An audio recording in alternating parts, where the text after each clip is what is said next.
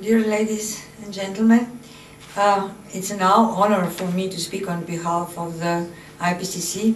As a member of IPCC Bureau, I participated closely in the process leading to the 3-volume assessment completed last year, and I will highlight some key points relevant to your work here in the next days.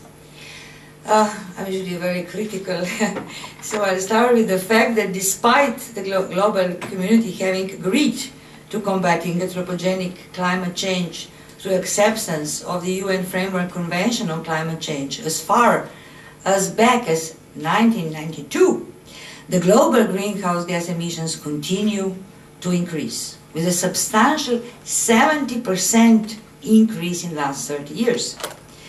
Global efforts to address the problem remain weak and inadequate, even as the changes in climate become more serious.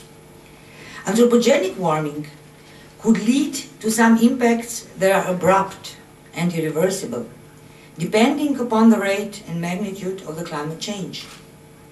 Warming will shift climatic zones by intensifying the hydrological cycle, affecting freshwater availability and human health. We will see repeated coastal tragedies associated with storms and continuously rising sea levels.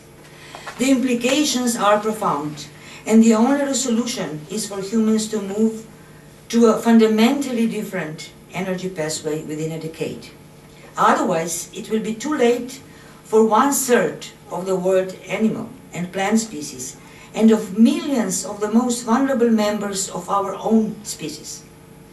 Our home planet is dangerously near tipping point, at which human-made greenhouse gases reach a level where major climate changes can proceed mostly under their own momentum.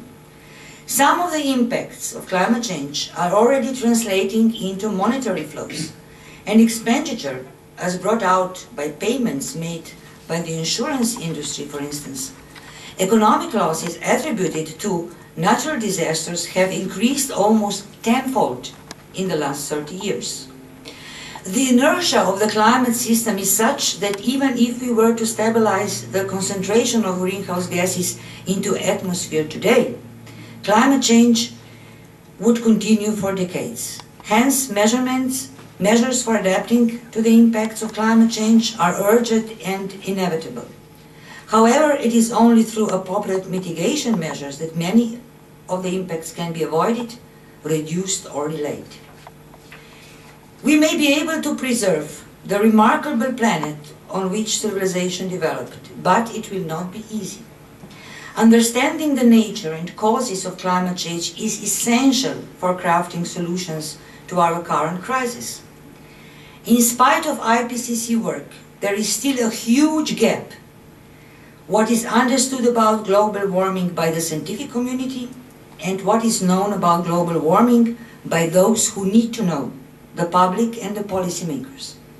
The crystallizing science points to an imminent planetary emergency. Planetary emergency requires really committed problem-solving alliances and partnerships. Philanthropists can help significantly. IPCC scientists have a lot in common with philanthropists. Like you, we donate time and efforts to support a charitable cause, to preserve climate and our well-being, and above all to help policy makers with their future decisions. We live in a democracy, and policies represent our collective will. If we allow the planet to pass tipping points, we will be hard to defend our role. We all, scientists and philanthropists, are connected to the politics when it comes to the climate change issues. So let me conclude with the French Cardinal Richelieu definition of politics. He said, "It is the art of making possible what is necessary." So let's try together to make possible, to avoid or delay impacts of climate change. Thank you.